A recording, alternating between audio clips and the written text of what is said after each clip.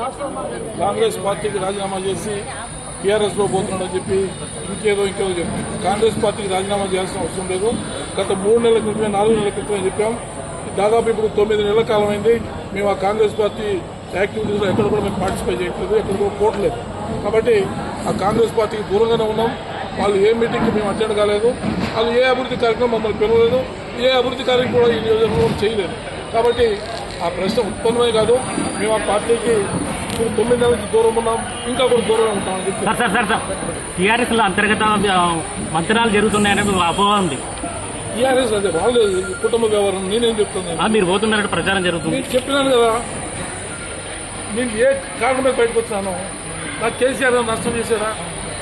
కేసీఆర్ దేవుడు అని చెప్పిన కాంగ్రెస్లో చేరినాడు, స్టేజ్ మీద చెప్పిన కేసీఆర్ ఇక్కడ చాలా అభివృద్ధి చేశాడు, ఆయన పదాభివందనం అని చెప్పి మీటింగ్లో చెప్పిన.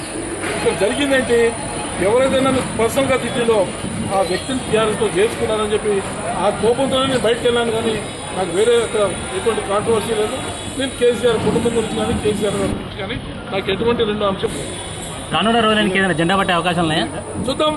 రాజకీయ పరిస్థితుల్లో ఏ రకంగా పోవాల్సి వస్తే పోతాం, కానీ కాంగ్రెస్ పార్టీలో మాత్రం ఇవాళ దాచుకుంటాను.